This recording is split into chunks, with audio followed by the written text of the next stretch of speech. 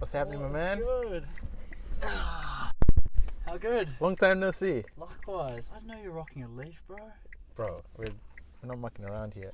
What's that? A lot of excitement. I'm trying to figure out how much I give away on this.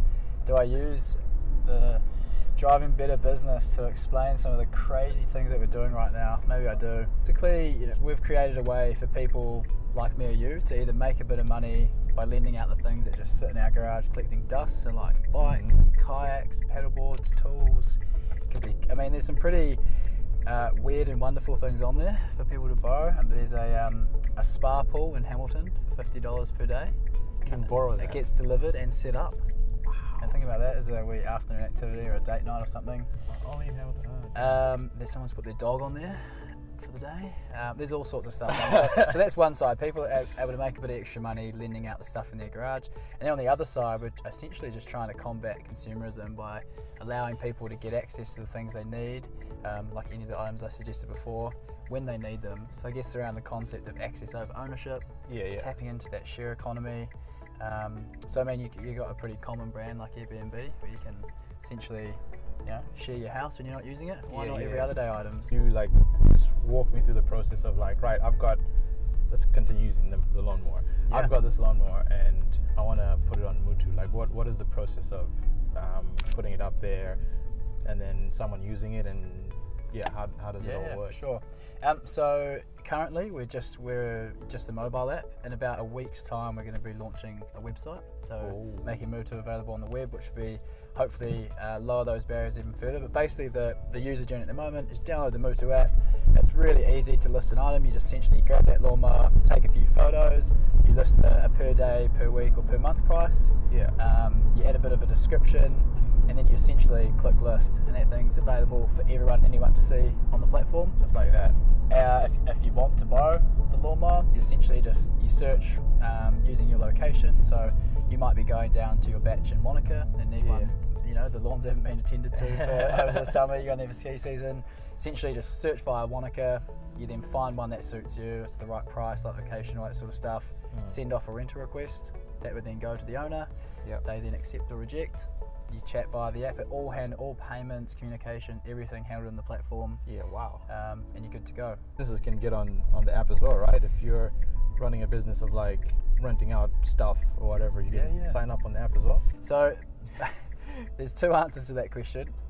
Initially, we do allow rental businesses to list their items. It's actually quite exciting now that we've got the website quite close. There's a few businesses in Christchurch that are actually solely using our platform as their booking system. A lot of businesses and rental businesses generally on their website, they just have a list with the 20 things they rent out, and there's a price. And if you want to book, you either fill out the booking form or you have to call up. It's not a great user experience.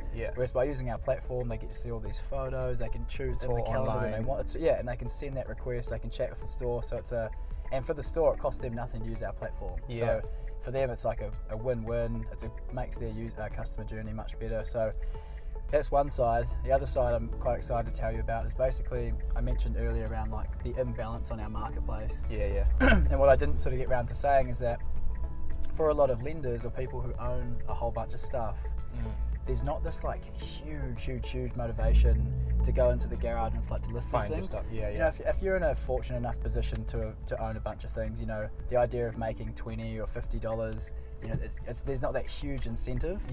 So whereas say an Airbnb or something, you can make $500 a night, or you can make so much more. So I guess for us, we started getting a bit of inbound requests from large retailers. So they've got increasing pressures from consumers to offer more sustainable alternatives to consuming their goods, and really trying to, for them, they're struggling to incorporate the values of the circular economy into their business model. So we're pretty excited, that we're now moving into a space of allowing retail brands to offer a try before you buy through our platform. So businesses will be, and there's a couple of very, very, very big ones who are going to be, we might be looking at one right now, as you see up there on the left. I hope no one can make out what street we're on. This is an exclusive. If they can figure it out. So some big brands looking to offer essentially a rental product through our platform. So the user journey for that is someone like yourself, and we'll just use a camera as an easy example, or even the lawnmowers, either. You could essentially test out this lawnmower for say a weekend or whatever. If you really like it, then your rental price will be deducted from the purchase price. So it actually allows the consumer to make an informed decision. If they realise they've rented it, 6 times, they'll never actually pay more in the rental price than the total purchase. Wow. So it's kind of like rent to own in a way. Yeah. But we're hoping that by renting the item, you realise, oh, maybe I actually don't need to buy it. I can just tap into this when I need it. So that's really, really exciting for us, because it not only will add more items on the platform, we're hoping to kind of be in the same space, I guess, as like a lay-by or afterpay, where you go into a store and if you don't want to buy it up front, you could either lay-by or move to it, start to kind of create a verb around the word. I don't think we actually like owning that much stuff, but it's more convenient to own stuff. You're completely right. Yeah. And up until now, there hasn't been many alternatives to owning stuff. Like, boom. The click is optional. I'm going to click. I think you got to do it. I'm going to click. And a product plug for Ally Sid. I knew it was their coffee. It's good. Kia ora everyone. My name's Toby Skilton, founder of Mutu, and this is Driving Better Business Aotearoa. Did the click. Nice.